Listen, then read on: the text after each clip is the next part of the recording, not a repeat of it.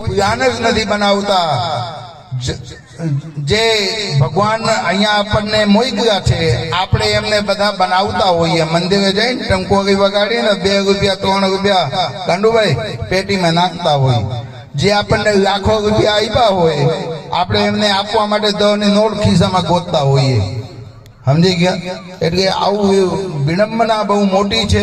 તમે તો બધા સમજદાર વર્ગમાંથી છો, કારણ કે રામાનંદી સાધુ સમાજ, જ્યારે અમારા રામાનંદી સાધુ સમાજ અહીંયા ભેગા થયા હોય અને રામાનંદી સાધુ સમાજને પાછળ ભદ્રોત્સવ કરવામાં આવતું હોય, મૃત્યુ પછી પણ મહોત્સવની ઉજવણી કરતા હોય, એવા અમારા રામાનંદી સાધુ સમાજ, જેમને 16 સંસ્કારમાંથી ગર્ભ સંસ્કાર, જન્મથી જ એમને સંસ્કારનું સિંચન થતું હોય. નાનો બાળક હજી જન્મા હોય ત્યારે એને ભગવાનના નામ લેવડાવતા હોય, તો એવા સંસ્કારી પરિવારમાંથી તમે જન્મ લીધા છો, તો તમારે જન્મ ઉપર તમને ગર્વ હોવા જોઈએ. પણ ક્યારે? જ્યારે તમે કંઈક સારા કર્મ કરશો ત્યારે. કારણ કે આ કર્મ ભૂમિ છે. કર્મ ભૂમિની અંદર જન્મ લઈ લેવાથી કઈ મેળ આવી જતો નથી ગાંડુભાઈ. કર્મ કરવું પડે. એટલે કર્મ ભૂમિની અંદર રહીને આપણે જન્મ અને કર્મ બંનેને જોડી દઈએ તો આપણું જીવન બહુ મહાન છે. કારણ કે રામાનંદી સાધુ સમાજ એક એવા સમાજ છે, કોઈ પણ વ્યક્તિ સામે આવ્યા હોય અને એમને જોઈ જાય તો પગબાગુ એને મોઢામાંથી સીતારામ બાપુ નામ યાદ આવી જાય એમને. અને તમે બધા એ વર્ગમાંથી, એ સમાજમાંથી આવ્યા છો, તો જ્યારે જ્યારે મને કોઈ રામાનંદી મળે ને ત્યારે મારી છાતી છે ને પોડી થઈ જાય, ગજગજ થવા મળે કે મારા રામાનંદી સાધુ સમાજ આવ્યા. ભાઈ રામાનંદી સાધુ સમાજ કઈ માવા ખાતો હોય, ક્યાંય બીડી ફૂંકતા હોય, હું જોઉં ને તો મને દુઃખ થાય છે કે ધિક્કાર છે આવા જીવનની અંદર.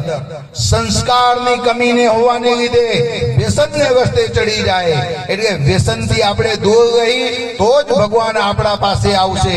ગંધારું મોઢું હોય, હાથમાં ઘસાઈ ગયા, હાથને લકીર પણ ઘસાઈ ગઈ હોય, પછી ભગવાન એમને પાસે ક્યાંથી આવે? ભગવાન એનાથી છેટાવીએ. કારણ કે ભગવાન છે ને સાફ ને સુથરા મોઢું ગોતે છે, ને સ્વચ્છ કપડા પહેરેલા વ્યક્તિ હોય ને એવા વ્યક્તિને ભગવાન ગોતે છે. પણ યદિ આપણે ગંદા કપડા પહેરેલા હોય અને દૂષણ આપણે શરીરમાં ચોટેલા હોય તો ભગવાન આપણાથી ઘણું બધું છેટાવીએ.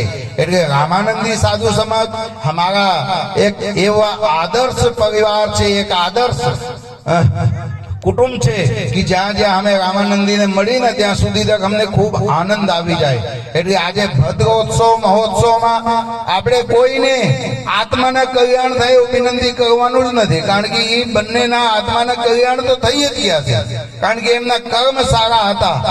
કંઈક ને કંઈક માધ્યમથી, કંઈક ને કંઈક બહાનાથી અહીંયાથી આપણે જવાનું છે. કારણ કે આ મૃત્યુ લોક છે. અહીંયા કોઈ પણ વ્યક્તિ આમાં પટ્ટો લઈને આવ્યા નથી. પણ યદિ સારી રીતના સારી મૃત્યુ મળે ને તો એ મૃત્યુ છે ને મહાન છે. કારણ કે અહીંયા મૃત્યુ લોકની અંદર કોઈ અમારો પટ્ટો લઈને આવ્યા નથી. આયા હૈ સો જાયેગા રાજા રંગ ફકીર, એક સિંહાસન ચઢ ચગા એક બધા જંજીર. બધાને એક દિવસ વહી જવાનું છે. અહીંયા કોઈ રોકાવાનું નથી. પણ તમે યદિ સારા કર્મ કરીને જશો તો ગામ તમારા પાછળ છે ને પછી રડશે અને તમે ઉપરથી દાદ કરતા હોઈશો કે વાહ ભાઈ વાહ, હું કેવું સારું કામ કરીને આવ્યા કે મારી બધાને યાદ આવે છે. બાકી આપણે અહીંયા કંઈક ને કંઈક ભૂલ ચૂક કરી જશું ને તો એ કર્મ આપણને ત્યાં પણ પહોંચી જશે. એટલે કર્મ કરતી વખતે તમે યાદ રાખજો કે ભગવાન આપણને જુએ છે. વિચાર કરો, 84 લાખ યોની ભોગવી લીધા પછી એમાં મનુષ્ય દેહ મળ્યા છે. એ મનુષ્ય દેહ પણ 84 માં આવી જાય છે. 84 લાખ યોની ભોગવી લીધા પછી મનુષ્ય દેહ મળ્યા છે.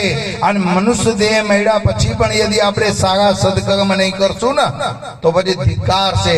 ભગવાનને પણ શરમ આવશે કે ભાઈ હું આ બધાને મનુષ્ય દેહ બનાવવામાં આપ્યો હતો તોય જઈને ત્યાં કઈ સારા સદકર્મ કર્યા નથી.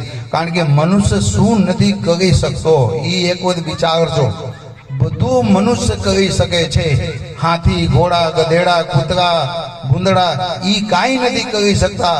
પણ મનુષ્ય દેહ મળી ગયા પછી મનુષ્ય બધું જ કરી શકે.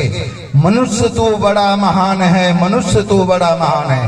મનુષ્ય માત્ર મહાન છે, પણ કોઈ એવા અમારા પ્રભુદાસ બાપુ જેવા કોઈ ગુરુ મળી જાય ને તમને બધાને, તો તમારું જીવન સફળ થઈ જાય.